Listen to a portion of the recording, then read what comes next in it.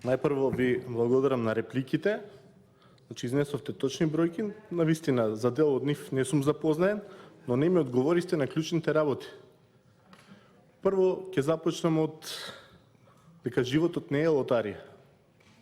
На граѓаните во пракса им требаат реални подобрување на животот, а не безнадежно да очекуваат нешто што нема да го добијат. Да не се играме со чувствата на граѓаните и оваа катастрофално економска година уште толку да им влеваме надеж во нешто што нема никогаш да го имат. Јас сум доктор во пракса, знам што значи еден живот и затоа ви кажувам, животот не е лотарија. Дали со лотарија се зголемило импликацијата на фискалните сметки, колку реално кажувате, а колку реално ќе добијат граѓаните, ќе видиме за неколку денови и ќе видиме дали тие ќе бидат задоволни од овој начин и дали ќе продолжи на истиот начин скенирање. Министер Кеве, ова е фискална сметка. Ми објасните како да ја скенираат граѓаните и како е превенирана сивата економија. Ќе ја погледнете, еве, за колегата Стананджија. Не разбирам, не скенирам, но министерката можеби ќе објасни и како е зачувана сивата економија. Еве, повелете.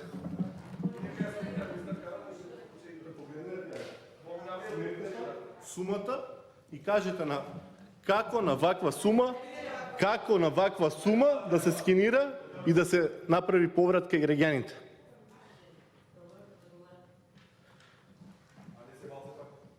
Почитувана министерке,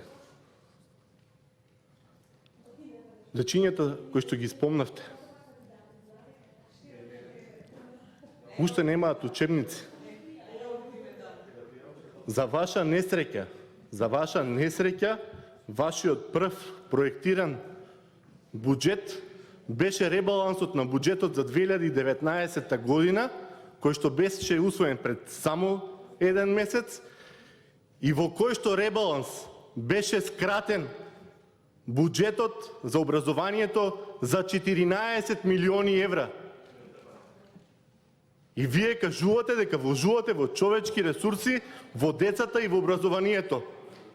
Сами се демантирате. За еден месец имате контрадикторни ставови. 14 милиони евра скративте од буџетот за образование пред еден месец.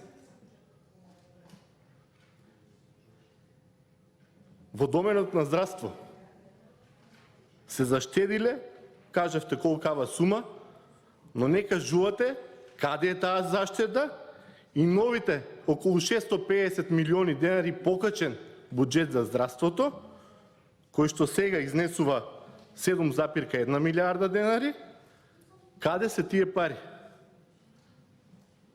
И не може да ми кажувате, значи еве ќе ве прашам конкретно да ми одговорите дали во 2020 година ќе нема приватно јавно партнерство.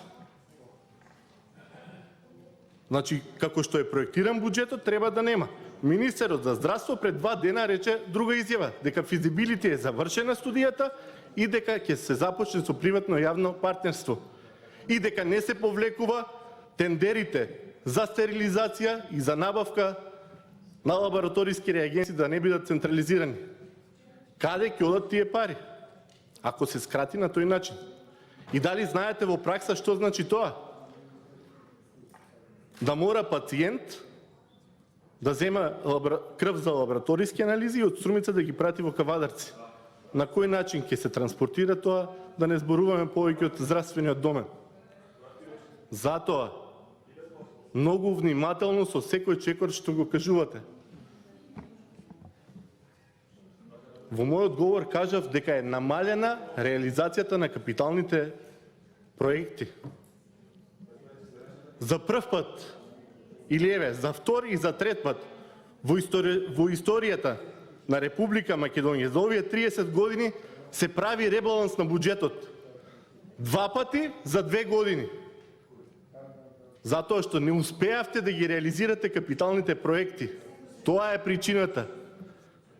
на вашиот буџет кој што вие го проектиравте за 2018 и 2019, за 19 веќе зборуваме, до септември оваа година реализацијата е 40%.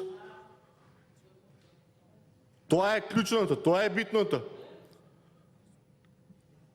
Вие милувате оваа влада да манипулира со гласачите, со граѓаните само со бројки. На граѓаните им треба живот, кој што го ветувавте.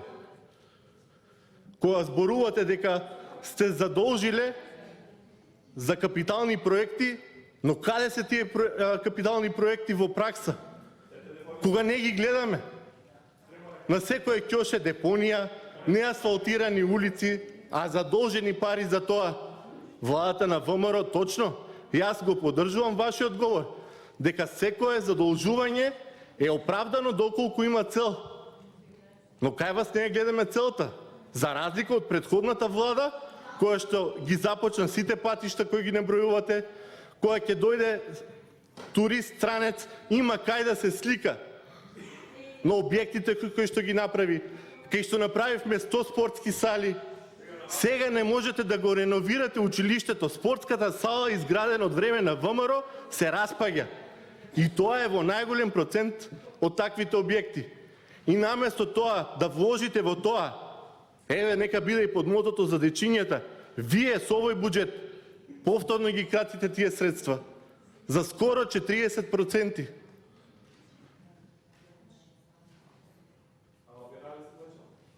Ова влада е влада на бројки. Својот неуспех сака да го зацкрие само со бројки. Но на граѓаните им треба реален живот. Во пракса ништо од тоа не се гледа. Ви благодарам.